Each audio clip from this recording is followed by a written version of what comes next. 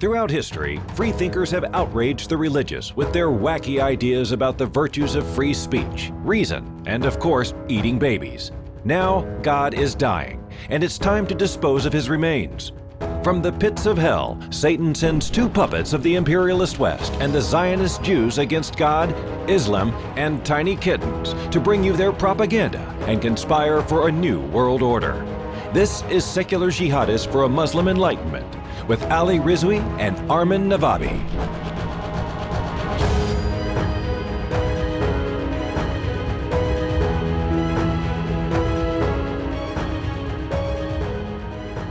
Assalamu alaikum wa rahmatullahi wa barakatuhu. My name is Ali. Well, it's Ali. Yeah, and with me is Armin Navabi. Welcome to another episode of Secular Jihadists for a Muslim Enlightenment. Armin is here, and also Susanna is here. So Susanna and Armin are both joining. Susanna is joining both me and Armin today for this podcast, and you'll see why. I think you'll hear why and see why, because we're talking about a Facebook post that I saw recently from a Muslim writer named Haroon Moghul. Right, this is a guy I've been kind of reading for a little while, and he was really upset. Recently, we had Christmas, so belated Merry Christmas to everybody who celebrated, and belated Armin's birthday as well. It's Arminus. Yes, Ali, it's not Christmas. It's Arminus. Arminus. Okay, that's what it is. Happy Arminus, everyone. So the thing is, most people I know here, like my family and friends, and a lot of people in the Western world, and you've seen the pictures they've all been putting up on social media, a lot of Muslims in the West celebrate Christmas. They don't celebrate Christmas as in going to church or anything, but all the stuff that has nothing to do with Christ, which is pretty much most of Christmas: trees, Santa, elves, gifts, snow as if there was snow in Bethlehem, right? Was there snow in Bethlehem? I doubt it. In the Middle East, so those things people like, and it's become a universal thing. It's gone beyond Christianity.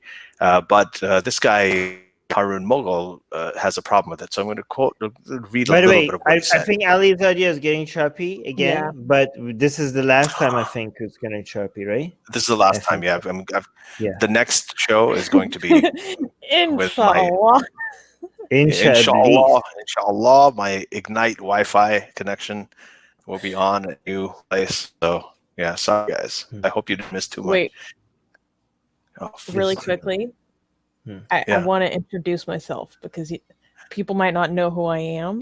That's right.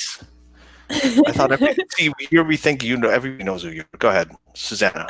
Most people don't know me. Hi guys. For those who don't know me, I am the president and CEO of Atheist Republic, which is over here, Armin's baby. It's the nonprofit that we founded, and that's what we do together. Yes, so that's one of the things that I do. Thank you for having me as a surprise guest today, boys. Yeah. Well, I mean, you're more of a co-host this time than a surprise guest. You have been a guest. I guess that's true. Yeah. Guest. That's true. That's terrible. It's fucking terrible. Okay. So here's what Haroon wrote. He said, quote, "I did not and do not celebrate Christmas, not only because I do not think it part of my tradition nor compatible with it, but because I fear it dilutes a strong Muslim identity, which has certain vital and necessary exclusivist features which are central to a principled Unitarian monotheism." Okay, we often describe violations of that monotheism as associationism or shirk, which is the greatest theological transgression a Muslim can commit. Have you committed any theological transgressions recently, Armin? I do that as soon as I wake up. And right before I go to sleep. It helps you go to sleep. It's great. Yes. Yeah. Yes. But here's the thing. This is right now, they're Muslim. Every time close to Christmas, Muslims be takfiring each other all like right before Christmas and on Christmas. Okay, it's the thing. This is how we have some Muslims who don't care about Christmas. We have some Muslims who celebrate Christmas, and we have some other Muslims who go around and takfir all the Muslims who be celebrating Christmas, okay? Because you be shirking when you celebrate Christmas. Not just celebrating Christmas, okay? Just going around and saying, Merry Christmas to somebody, okay? Just saying Merry Christmas to somebody is you acknowledging that Jesus is the Son of God. And if you acknowledge, if you didn't know it, that this is what you're doing, you're not shirking. And so God will forgive you. But now that you know, now that you watch this YouTube video, me explaining that you saying Merry Christmas to somebody means that you are giving credibility and acknowledging the Christian view that Jesus is the Son of God.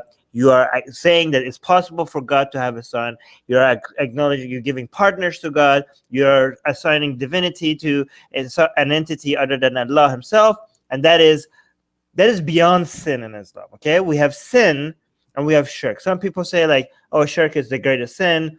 Some people are like, it's not even in the category of sins, okay? Sins can be forgiven. Shirk is beyond, it's the uber sin, okay? It's like we have stealing candy, lying to your mom, genocide, all of that is just sin, okay?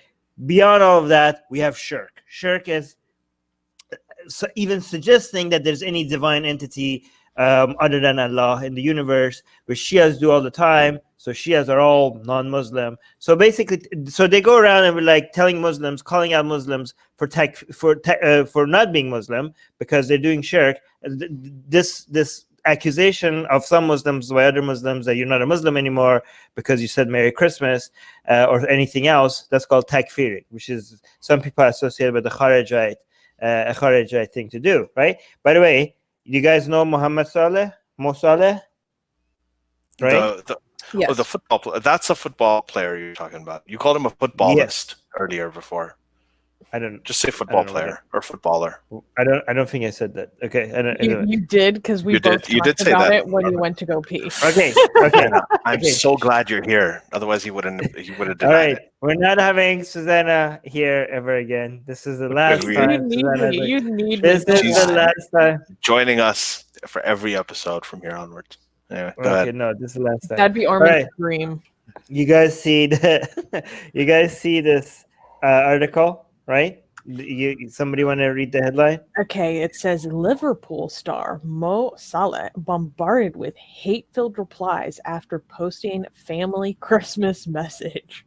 Right. Dang. Like, you guys, this is like gone insane, right? Like, I follow a lot of Muslims losing their shit. They hated. He did this in 2019, and all he did in 2019 was just a picture with next to a Christmas tree. This year, he went full on in. Like, look at not many Christians are this deep into Christmas. Look at them, like their outfit, the hijab is Christmassy. The Christmas tree has a Christmas tree. Is that a hijab or just a hoodie on her onesie? That looks. Well, look at no, it's matching. It's a matching hoodie on his onesie. Yeah, but it's also acting as a hijab. Okay, so I think a lot of people think like, oh, hijab is like this specific thing that you have to like. No, hijab is like anything. Your bed sheet could end up being a hijab as long as like if somebody walks into your room and you just like take whatever you can and put it on your head and cover everything, that's now a hijab. Okay, anything that serves the purpose that covers your everywhere that you're not supposed to see. Okay, but they're Christmasing it up, right? And they're like kids pajamas, Christmas pajamas. He's got the beheaded head at the top instead of the star. So last year people. That was a joke for people listening. That's not true. He doesn't. He's got a star, a moon, and a crescent. Last year, people came at him for his Christmas tree. This year, he was like, "Okay, you guys want to get butthurt?" Like he just like went all in. Like how many people do this much? Like okay, so, but he's getting like I follow like YouTube Islamic YouTube channels and stuff.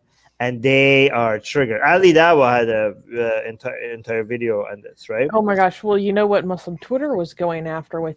They had a photo of this. Maybe it's embedded in this article, and then they had a photo from Eid this year where he wasn't even. They were so pissed that he wasn't wearing a thobe. He was just wearing like black joggers and a t-shirt and it said like Happy Eid, and they're like, you're dressed this casually for Eid and you go all out for Christmas. Like, it just shows where your priorities, like, they were going in. So I think having the side-by-side comparison of his extremely casual Eid outfit versus this, going in, just Christmasing it up, was like, that really got them the most. And I mean, it's kind of funny to me with the comparison of his Eid outfit, because like in my household that I grew up in, like I would have never been allowed to wear something that casual for a holiday either. Yeah. Like joggers, are you insane?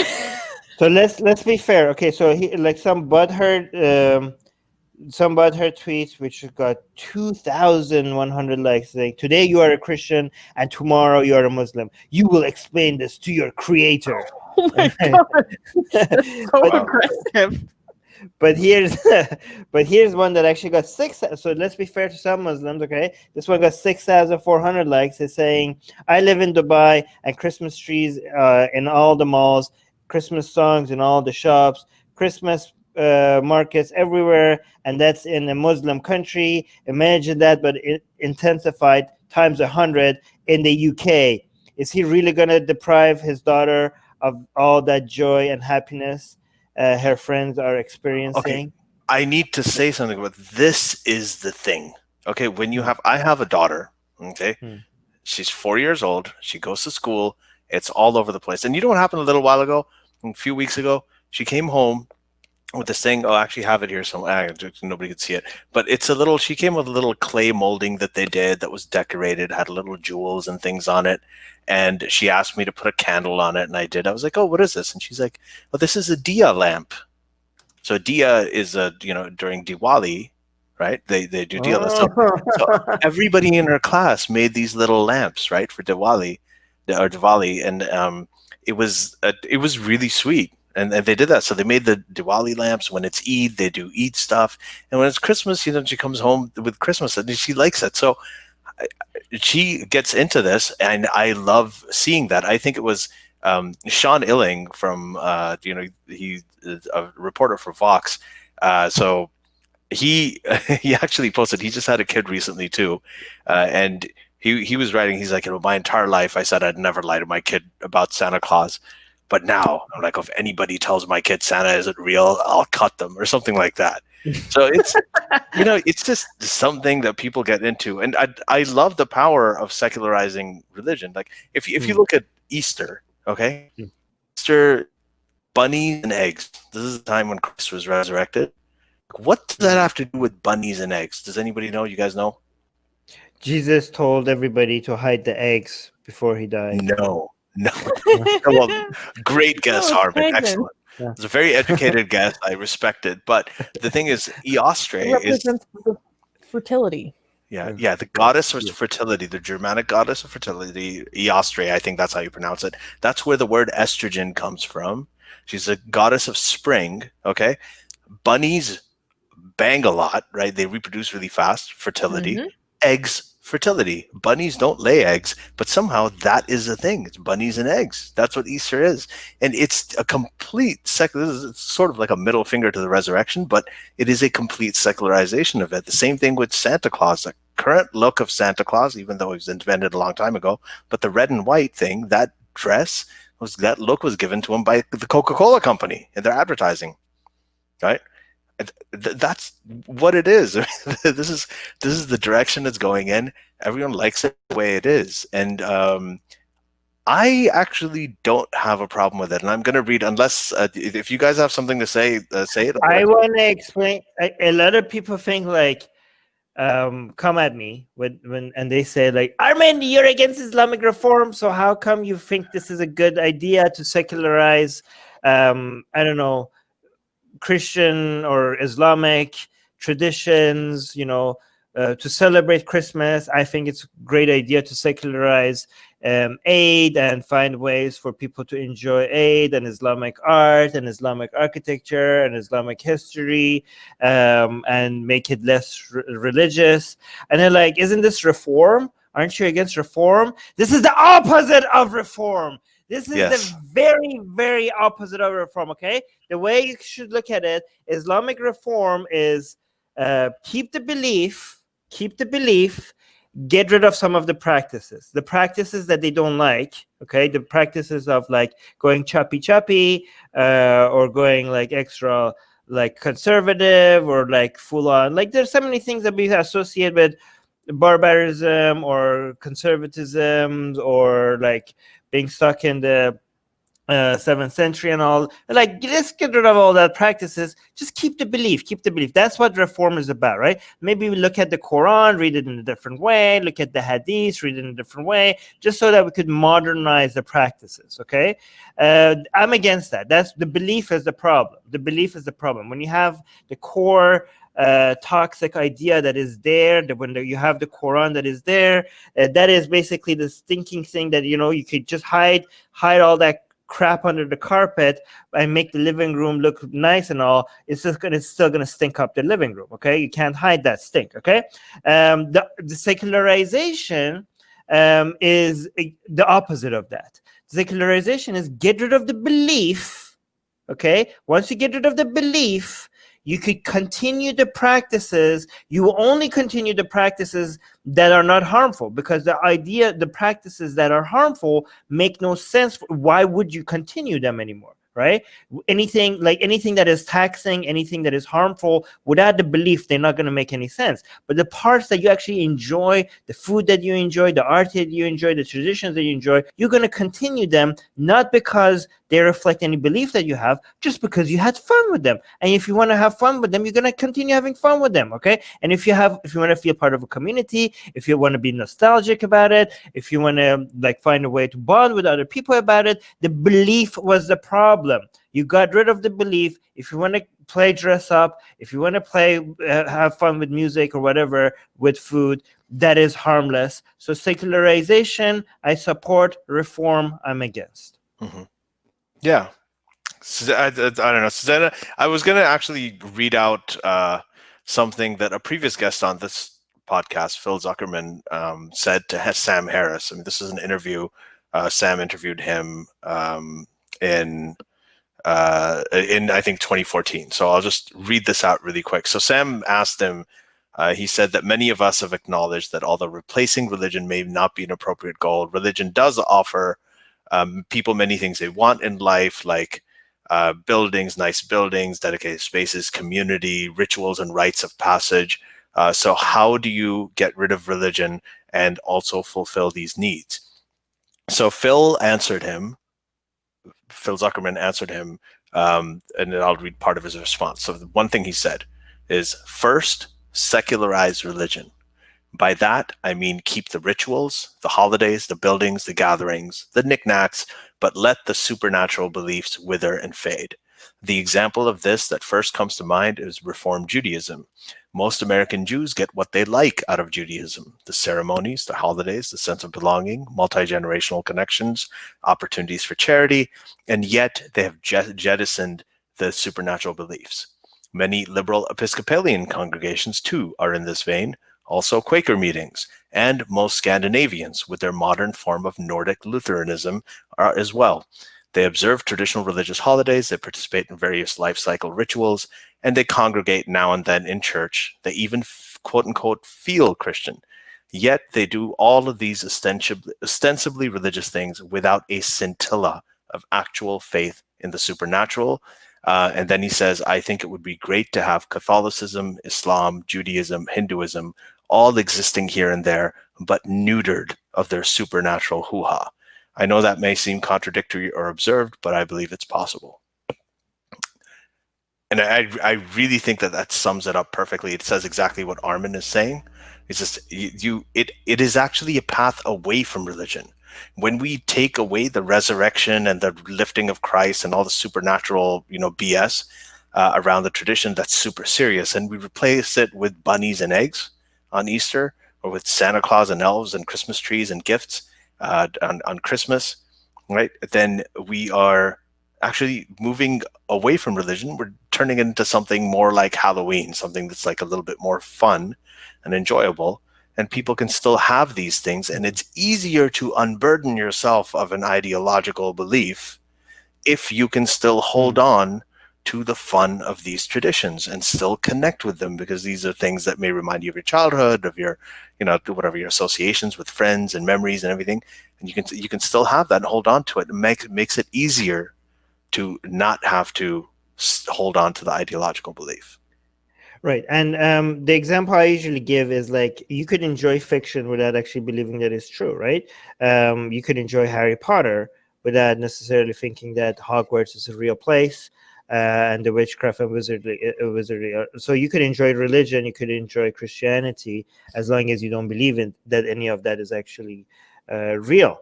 You can enjoy Hinduism, right? The problem is, and people should recognize this as a problem, if you actually believe that Islam is real and that Muhammad is a prophet of God and the Quran is a revelation of God, or that Jesus rose from the dead, this is, even if you don't act on these beliefs, that's still a problem. And the example I give is that, imagine if half of the kids who read Harry Potter believe this to reflect reality. These are actual events. Even if they didn't act on it, maybe they act on it. Maybe some of them all of a sudden disappear in the middle of the night, packed up, just going on to find Hogwarts, right? You will, if this happens, you will consider this as a serious issue, right? But even if they didn't, Depends on the kids. Even if they didn't, like, wouldn't you, like, if you said, like, if we're like, half kids who read Harry Potter believe that this is real, like, imagine who wouldn't consider this as a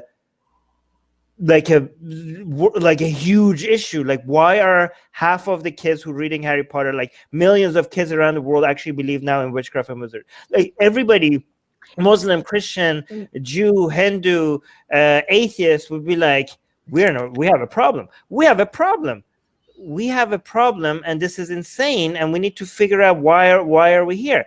But the same thing happens with Christianity, Islam, Judaism, and Hinduism, and people are like, oh yeah, just let people, just people believing in your religion. What's the problem? So given how easy it is for us to acknowledge something like that, what I describe as a problem, you can see why somebody like me, who is like against, like, people like, oh, as long as people are peaceful, as long as people are not harming anybody.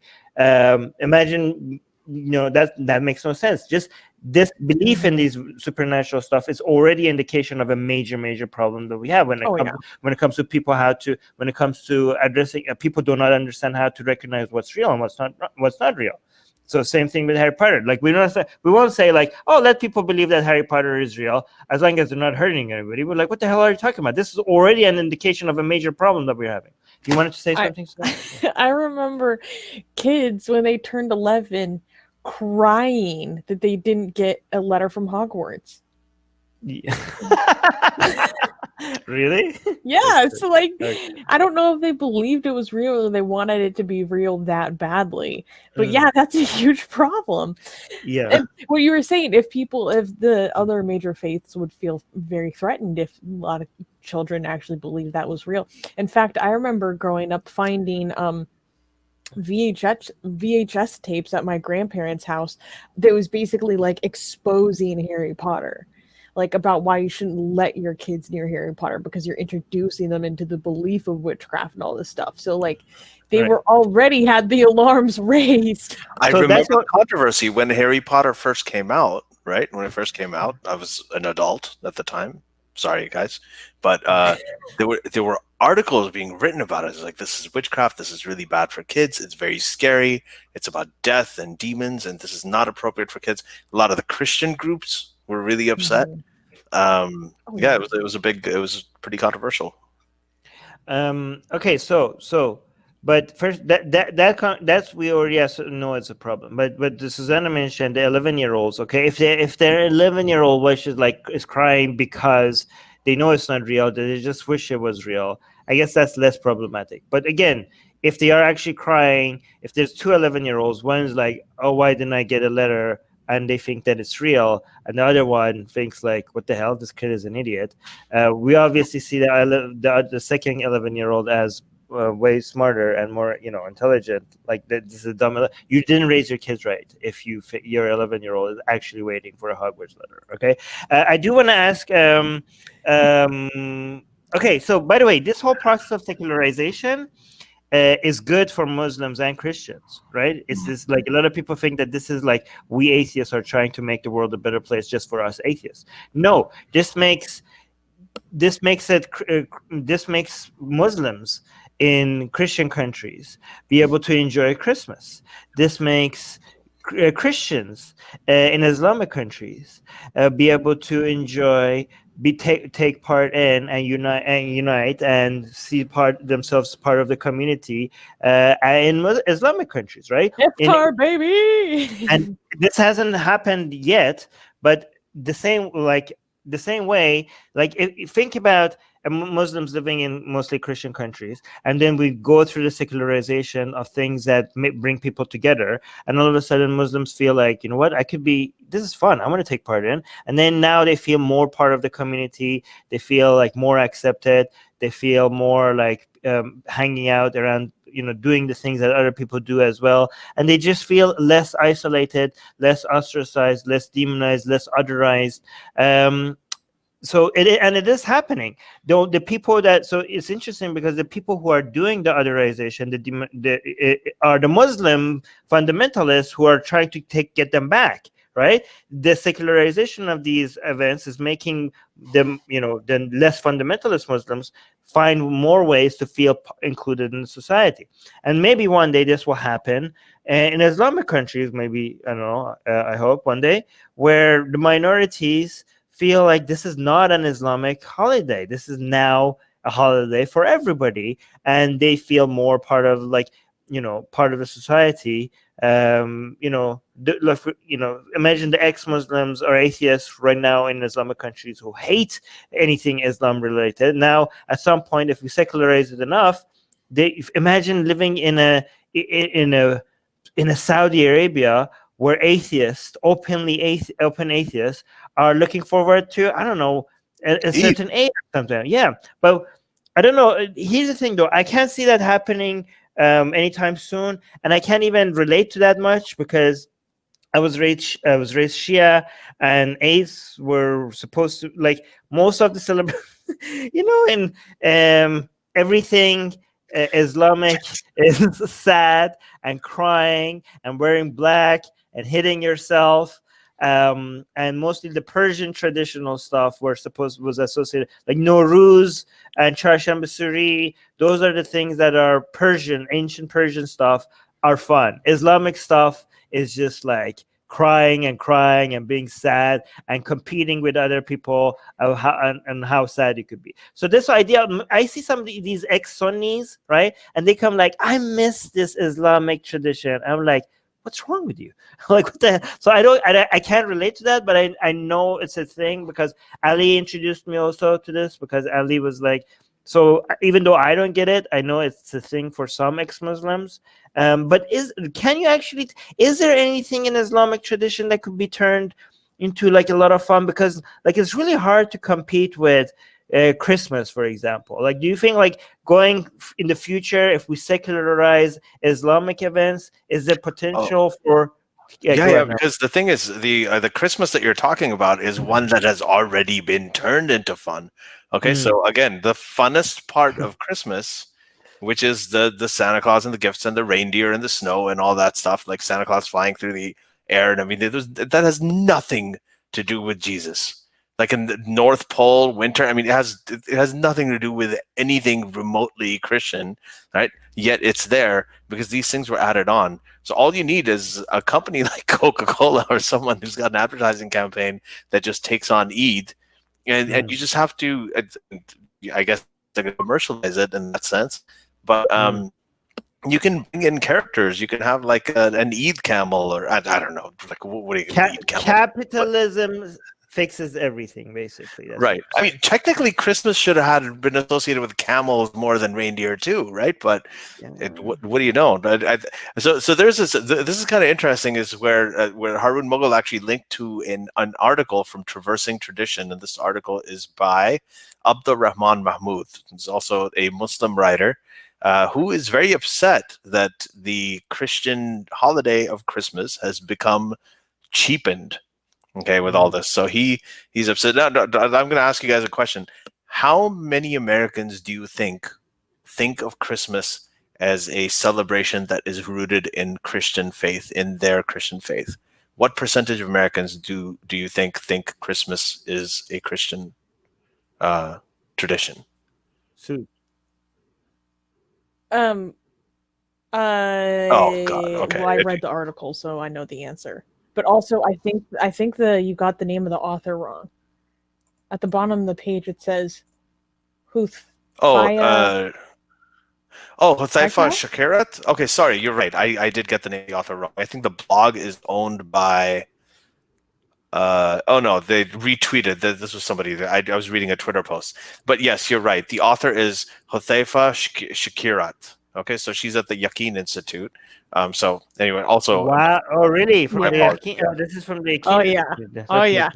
yeah, Yaqeen Institute. So so it's actually 35%. Only 35% of Americans, according to a Gallup poll in 2019, think of Christmas as a tradition that is rooted in the Christian faith. And what this guy or this woman, I think it's a woman, or no, it's a guy, I don't know. It's a man.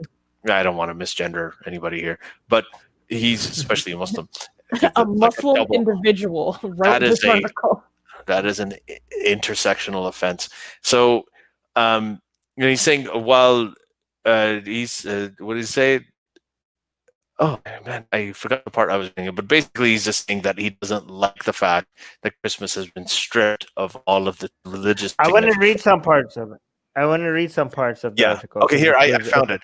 It's that Christmas no longer carries the religious significance that it held for Americans in the past years, right? And then, so it's really interesting that this Muslim writer is joining in the whole thing that there's a war on Christmas, the whole Fox News thing.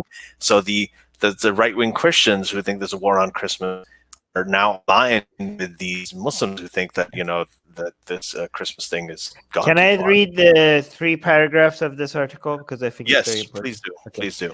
It says, as a Muslim, I would be extremely offended at any attempt by outsiders trying to secularize Eid. He's talking about us, basically. For example, if a non-Muslim wants to celebrate Eid, that's fine. However, it has to be in line with Muslim guidelines because it's a Muslim holiday. I would not want someone coming on Eid al-Adha and saying that Eid to them represents how Abraham was a schizophrenic who thought God was speaking to him, but he managed to overcome those difficulties and live happily with his. I think you read an article on this. And live happily with his son in spite of his mental illness. Wait, pause. That was my favorite part of this article. I was like, you're saying that like that's a bad thing. This sounds like a fantastic reinterpretation of that event. Are you kidding me? I was trying to figure out how could we secularize Eid. So let's actually use this guy's fear of how we secularize Eid. Let's make that how we secularize need to do a campaign. Eid. Let's do it. Let's secularize it. That is the next step. Eid. Yes, and we use exactly this guy's worst nightmare. We're going to use that as a way. We're going to be like, this is the story that we're going to go with what Eid represents, okay? Christmas should be... Okay, so he's saying Christmas should be restored to its original form. This is a Muslim speaking. This is a Muslim saying... A Muslim is writing, from Yaqeen Institute, from all places, is saying, bring Christ back to Christmas, okay? He's saying, I believe that it should be stripped of the many commercial and secular influences so that it can revert to helping Christian believers to better connect with their faith. I understand that in regions such as Africa, South America, and Central America, Christianity has been widely accepted and is practiced by millions. The commercialization of Christmas therefore cheapens the faith, and cheapens the faith. Fantastic. This is a good thing. He's speaking as if this is bad. Cheapens the faith. Yay to commercialization then. Cheapens the faith, and that many hold dear. I would feel insulted if the traditions of my Islamic faith were to be watered down by worldly forces. As Muslims, we approach our holiday with the respect that it deserves. I feel that Christians should be accorded a similar level of reverence. Christmas remains one of the most important holidays for those celebrating it, regardless of their faith. However, an honest look at how Christmas is practiced today reveals that it no longer serves its initial purpose. Retailers are among the culprits that should be blamed. Wow, for the corruption, for the corruption that Christmas has suffered. The future of the how could he say, like, isn't Christianity already a corrupted version of Islam? So they're corrupting the corruption, basically. Hell yeah. Isn't that like a double negative? Wouldn't corrupting the corruption fixes it? Anyway, never mind. It's that much more corrupt. Just add to the corruption. Okay. The future of this holiday as a religious commemoration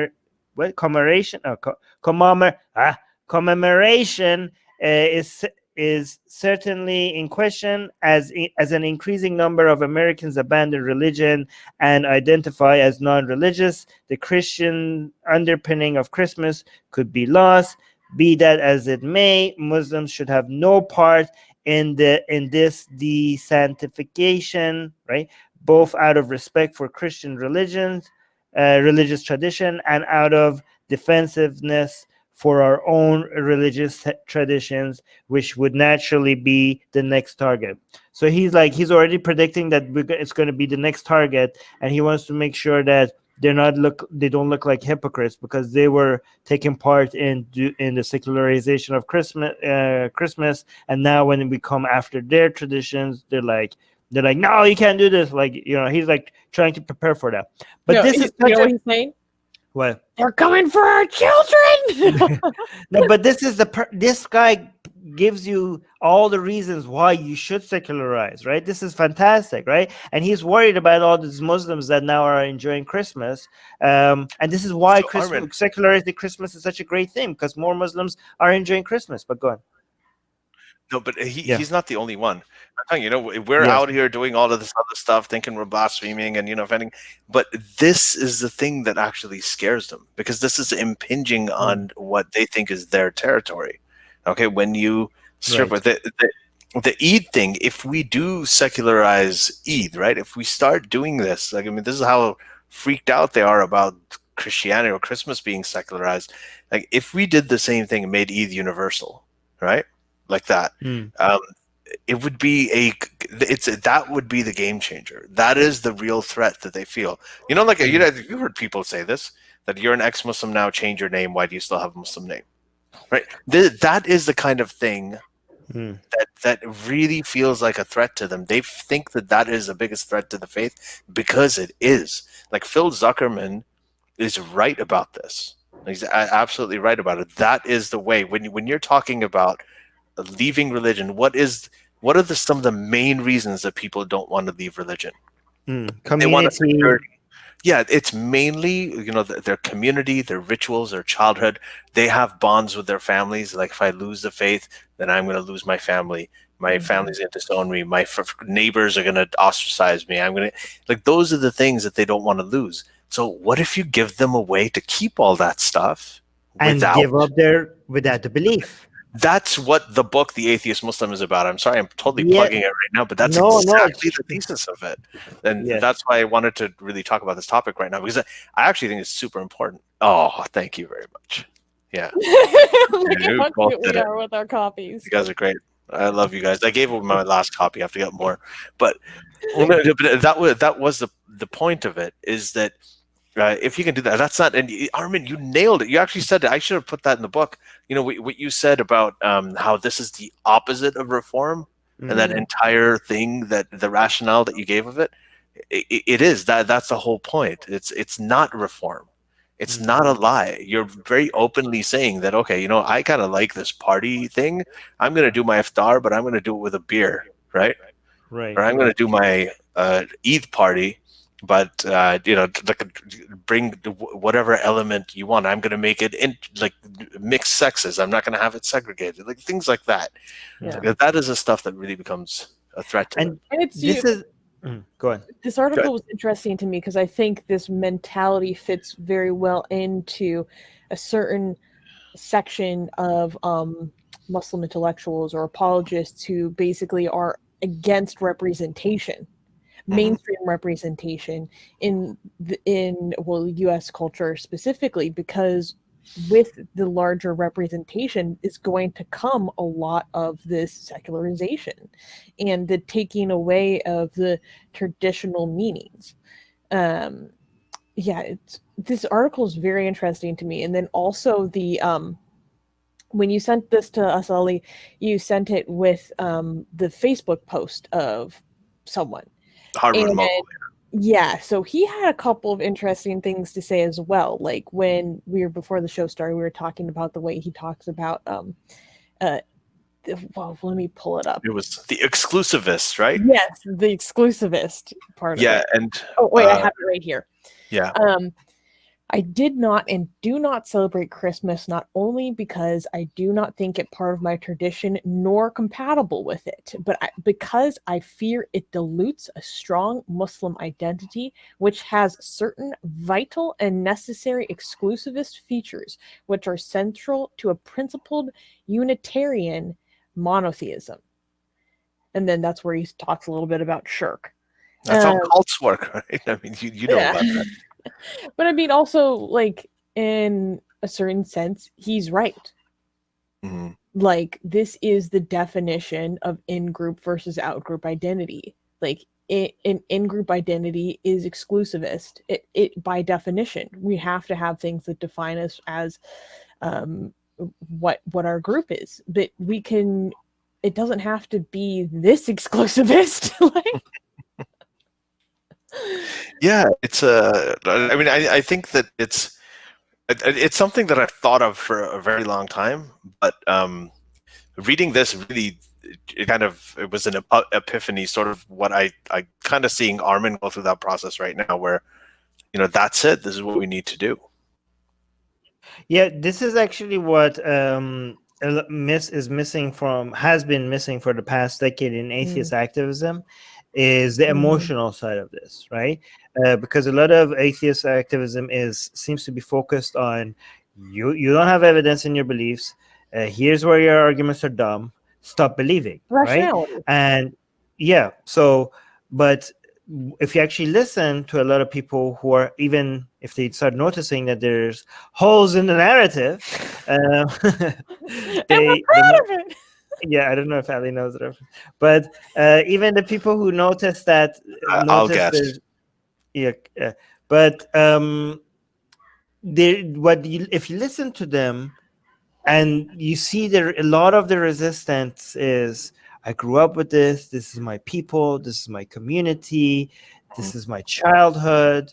These are this is how we're defined as a people. This is how I see myself in the mirror. This represents who I am, who we are, which people I am supporting, and these are the people that see me as one of them. And if I stop doing these things, if I stop saying these things, where do I go to? Who accepts me?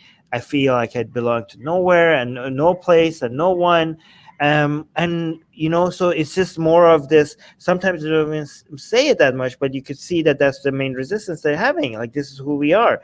This is my identity, right? So some of the resistance is not like, well, no, I have proof for Allah. I know, like, I have proof that this is a revelation of God. No, this is mostly the resistance. So if we could tell them, like, hey, you're noticing that there's some holes in the narrative. Don't worry. None of that has to go away. None of those things that you has to go away. Then more people, more of them would be willing to, like, well, maybe none of this is true. If you let them know that all the things that they hold dear doesn't have to go away, right? So this emotional, considering the emotional side of all this discussion, is something, because a lot of atheist activists consider themselves like very intelligent or rational, looking objectively as evidence, or like not being affected by emotions and stuff, and that's why they ignore this side of this whole equation. Okay, and I think that going after these traditions and celebrations and secularizing them is exactly, you're right, Ali. This is why this is something that we need to now move forward with, and I want to know how. I want to know how we could be part of actually going forward with secularizing these things. So go ahead. I think that now with 2021 coming, this is one thing we should focus. And we've actually talked about this before here. We've talked about, here's the thing, you're absolutely right when you say that, logic and reason, and we use that to try to deconvert people from religion. That's not the reason they got into it. Like, most of them were indoctrinated it was associated with their memories, with their childhood, with how they grew up. Those are the things. If you don't dissociate those, it's going to be hard to dissociate anything else. Most of them don't even know about their beliefs. And if we know anything from, I mean, we just learned about it in the last 4 years. We know how demagoguery works. It is not reason and it's not truth that wins the day. It's who tells the best story and who tells it with the most charisma and the most bravado and the most sort of compelling kind of personality. That's how these things work.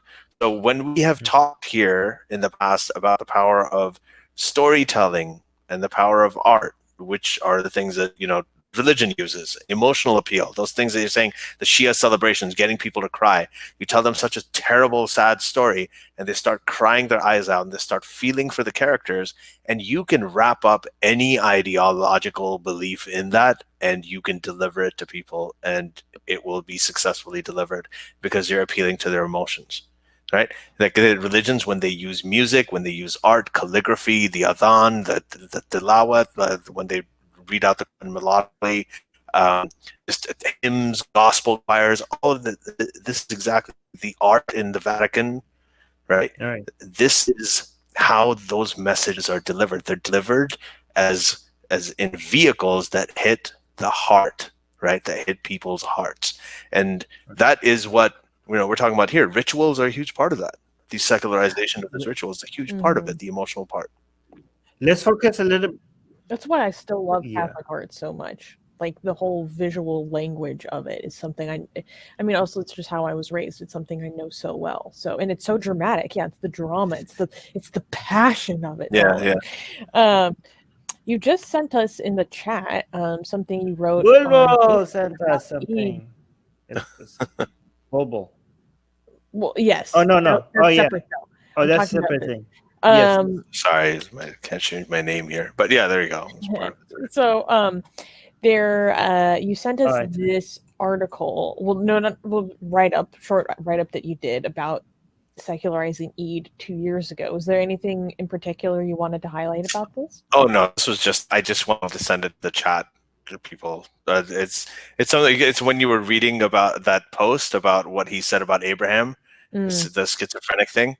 So I had actually written that the problems with Eid, I celebrate Eid with my family, but there's some things, these are the ideological parts, I want to get rid of it. So I wrote, you know, the first is the glamorization of its history rooted in the attempted murder of a child, because this day celebrates Abraham, who was a psychotic monster who decided to behead his own son because God, like an insecure high school girlfriend, told him he would like it if Abraham could prove his love for him this way. And so this delusional patriarch of the three great Abrahamic faiths, putting stock in the voices in his head, set out to murder his own child in a completely reprehensible and downright idiotic moment that adherents of all three of these great religions hold to be eternally sacred. That's where it all came from. It came from like a complete psychotic break from what was probably a mythical figure. He's trying to prove his love for his narcissistic. Guys, we need to highlight some comments now. Yeah, there's a good comment from Robert Hamilton. Hi, Robert. Saying, guys, there are many atheists who grew up in secular, non-religious families. They have family traditions and a sense of community. Nonetheless, they haven't escaped from any religion. Yes, but here's the thing: you get to choose. We're not. I hope we are not suggesting that religious community and traditions and ritual is it's a need that everybody has, right? A lot of people, not just people with non-religious families, but also a lot of people like me, for example. I had a religious background, right? I used to be religious myself, and now as an ex-religious person, I don't actually feel the need for any religiously themed community or rituals or fun activity. I can find other ways as well, right? For especially for creating community or like there's many ways to do it. Like it's not a need. Like it's fun, but it's not a need. So whether you're somebody that is secular and non-religious, so you have a secular and non-religious background, or somebody that does have a religious background, but you have gotten over it and you don't feel an attachment, even though you grew up with it, you don't have any attachment over it. There are many people who are atheists who can completely get by without any of these traditions or any of these communities. But we're saying that there are also a lot of people who still need that and want that, right? So acknowledging that that's a desire is not dismissing the fact that a lot of atheists do not have that desire. We just think that to the people that do have that desire, do have that need to do have that attachment to that religious tradition, we can tell them that they don't have to give it up. Yeah, but I want to add to that, like Robert, I think one of the points that Robert's bringing up is actually really, it's really relevant to if you have a kid. So here's the thing, before I had the kid, Eid would come and go. It didn't really matter. Christmas, it happened. I didn't necessarily have to have a Christmas tree if I was living on my own and doing my own things. But once you have kids and, they start going to school and they come back and they start talking about Santa Claus and they start, and you want to see them happy. This is the thing with kids, right? It's a evolutionary thing. You just have to love them, right? That's why they're cute, because if they weren't cute, honestly, you'd throw them out the window. I mean, this is an evolutionary adaptation thing, but so they, once they get into it, you get involved, right? They go, it's just all around them. So so that sense of community tends to build, and a lot of it is rooted in religious stuff. A lot of the art we have, a lot of the literature we have, many of the great stories that we have, like in history, they all are rooted in religion. There's nothing wrong with that, as long as it doesn't come with the ideological burden. Fawad Ali's asking, are any of you guys aware of people who have secularized Islam? Ali Rizvi. Yes. Honestly, that's the only main attempt I've seen. Nobody has done it more successfully than the book Atheist Muslim, I think. Nobody has even, unless you guys could think of anything else. Well, I think we can get everybody along with it, but I'll tell you one thing. There are cultural elements, like in Pakistan, for instance, when they celebrate Eid, right? There are things they take, the kind of clothes that they wear. They're not wearing thobes or anything like that. I mean, everybody wears colorful clothing like Indian Hindus do at weddings, right? Everyone wears nice clothes. They give cash to little kids. They give money. They give there are traditions, the kind of foods that have become popular for certain celebrations have nothing to do with. So there are little sort of tidbits of secularization here and there in some of these rituals, but not on the main scale. Like, whenever you see whenever somebody says Merry Christmas, they just say Merry Christmas. But when people say Happy Hanukkah, they say Happy Hanukkah to those who celebrate. Happy Eid to those who celebrate. The Merry Christmas, nobody says that. It just say Merry Christmas because it's become universal. Really? I don't know if I've ever heard. Huh? I don't know. I don't think I've really heard people say Happy Hanukkah to those who celebrate. It happens all the time. You see it all the time. Interesting. I do. I don't know. I think also, I think Hanukkah, Jewish traditions have been extremely secularized. It's been so much. We have rabbis who are atheists, right? Especially Passover. Yes. I think the reason why Hinduism also has been secularized a lot, and by many people who like don't Holi believe and Diwali and everything. Yeah. Absolutely. Yeah. So I think the reason why Islam is behind the rest of them when it comes to secularization is because of the oppressive nature. Don't distract me right now. Okay, because of the. Okay, let me go back. I think Hinduism, Judaism, and Christianity have gone a lot further when it comes to the secularization compared to Islam. And the reason why Islam hasn't been secularized as effectively is because of how oppressive and how strict it is and how much less fun it is, especially that's why people, a lot of the secularization is done by ex-religious people who want some of that nostalgia in their lives, and they just want to rebrand it, make it a little bit more fun.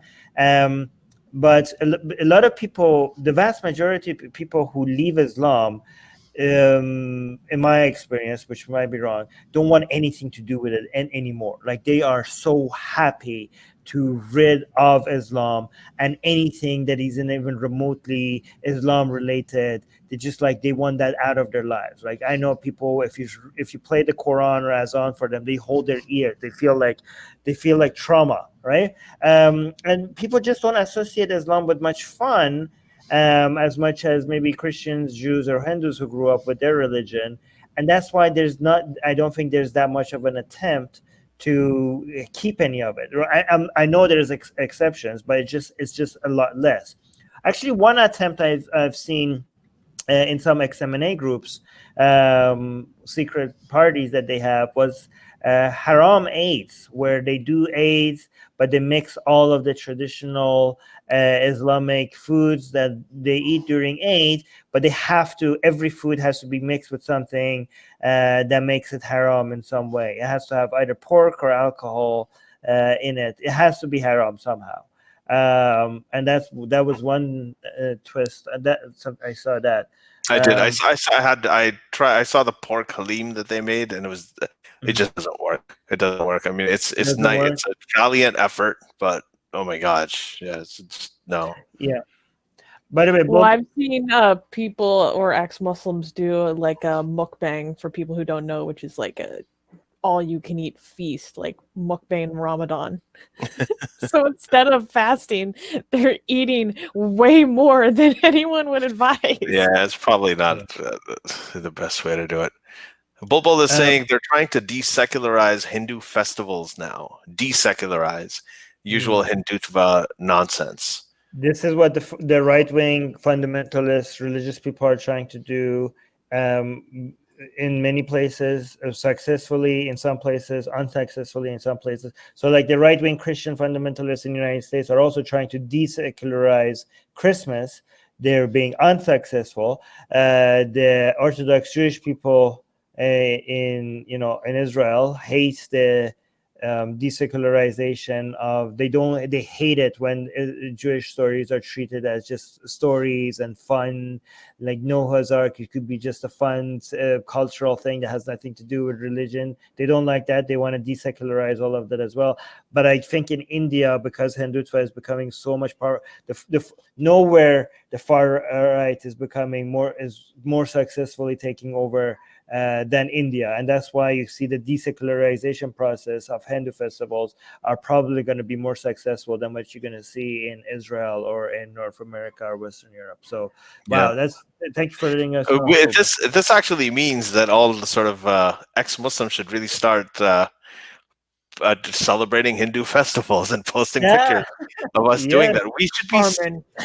We should be doing that. All the ex-Muslims should be doing, like, have a nice picture of yourself on maybe saying Eid Mubarak, holding up beers, things like that. Like that's the kind of thing we need to do.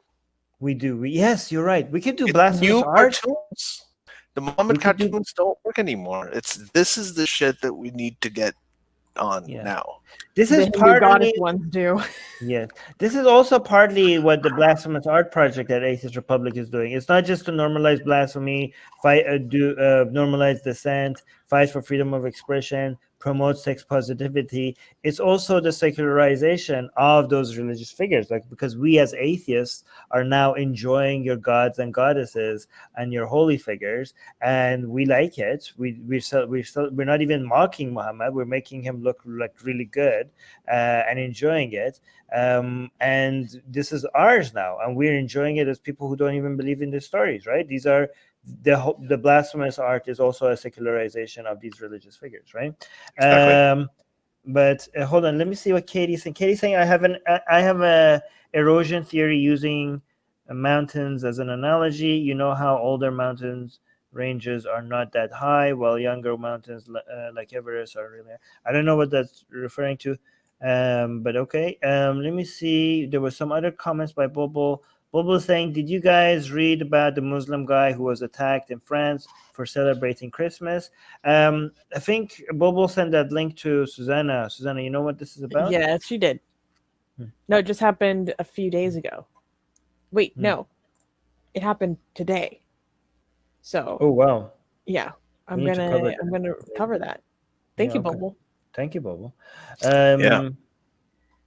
And shout out to biryani. Bulbul's been mentioning biryani, and I haven't acknowledged that biryani is actually the original Eid tradition. When the Prophet Muhammad ﷺ used to celebrate Eid, he used to have it with biryani. He used to have chicken biryani, with the traditional Indian spices. It was So that's why it's become a tradition all around the world. So if it's Eid, show solidarity with all your Muslim brothers and sisters by eating biryani.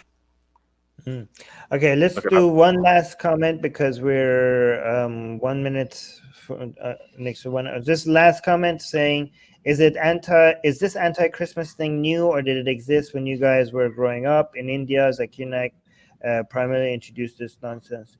But I don't know. It's talking about a Muslim anti-Christmas stance. Yeah, in Saudi Arabia it did. In Saudi Arabia, it absolutely did. We were in a private American school, so we could do Santa Claus and elves and things like that. But it was a winter holiday, winter vacation. There was no the Jesus thing was not allowed. Nobody was allowed to wear crosses any time of the year, so there was no religious symbolism. There's no churches there, at least when I was growing up. So Christmas was banned. Valentine's Day was banned. So you couldn't really wear red clothes or have hearts or anything like that during. So they would, so it was very, very anti-Christmas. Celebrating Christmas was considered an acknowledgement that God had a son, and as the Quran says, he wasn't begetted from any. He begetteth not, nor is he begotten. Right in Surah Al-Baqarah. So that's a shirk. That's shirk. That's okay. Let me answer this fast because we have to end this right now. In Iran, in Tehran, there's a Christian community who celebrates Christmas, and because of a lot of Iranians associate anything American or European with higher class, there's a lot of people look at people who actually have Christmas celebration with a degree of inferiority complex, as these are the cool people who have Christmas. If you know somebody that was Christian and they were celebrating Christmas in the house, that looked as high class or privilege. For example, my uncle's wife was Mexican. She was Christian. She had a Christmas tree, and that was seen as oh my God, that's so cool. You guys have a Christmas tree. There was this part in the city where Christians go to celebrate Christmas, and it's indoor, it's like a garden, but it's closed off to everybody. And the understanding was everybody there is hijab off. There's alcohol there, and non-Christians are not invited, and it seemed like this exclusive place for Christians to be able to go celebrate, and it just seemed so cool. And I remember as a kid, we were I want to go there. Why can't I go inside there? What are they doing? They're having so much fun that the rest of us cannot have. So, and also you saw Christmas in Hollywood movies, and you then seeing somebody actually having a Christmas tree and gifts under it. They're oh my God, this is so cool. This is in the movies, right? So that's how at least the environment I grew up with looked at Christmas. That was it. All right, guys, we'll wrap it up. We're gonna wrap it up right now. Just an announcement: the last episode of 2020 is a public free Ask Us Anything, free for all, December 30th. It's 3 days from now, the night of December 30th, at the same time. Actually, I'm going to change it again to 11. So please, join us. My internet connection is going to be much better, and we're going to answer all of your questions. We're going to just talk about 2020, and we're going to go on for a lot longer than just an hour as well. So you get to drive the show. You can ask us about anything and everything. So please do join us, and bring your friends along. Bring your friends. This is a chance for them to hear what we're all about. And then, if you're not a patron, if you're listening to this on the, on audio, then do consider going to patreon.com/SJME and becoming a patron for as little as $1 a month. You can set a maximum limit on there. All you got to do is $1, and you can get all of this content. You can watch all of us speak. We have amazing guests on. We have a whole bunch of amazing guests lined up for 2021 too. So absolutely do that. If you like it, then support us. If you can't support us, then share the content and become a Patreon.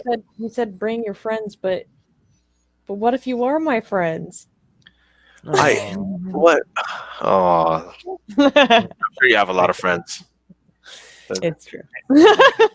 Just bring your slaves, Susanna. Bring all your slaves. They are sex slaves. They're lining up and they're begging for it. I swear to God. We should have can we have an entire episode where Susanna goes? Hey, can you? Let's have one of them on as a guest. I think it'll be amazing. I don't want to talk to these people. Okay. I don't think anybody knows what we're talking about, so let's just cut this out right now. All right, guys. Bye. See you guys on the 30th. Goodbye. Be best. Be best. Be Bright best. red. The Secular Jihadists have been made possible thanks to the Illuminati and the covert support of Israel and the CIA. That's what we have been told, but we haven't received our checks yet. If you like what we do, please support us. Share the podcast with your friends. Write and tweet us with topic and guest suggestions. Or head over to secularjihadists.com and give $1 or more for exclusive access to live video. Have your questions read and answered on the air and more. Till next time, may the flying spaghetti monster be with you.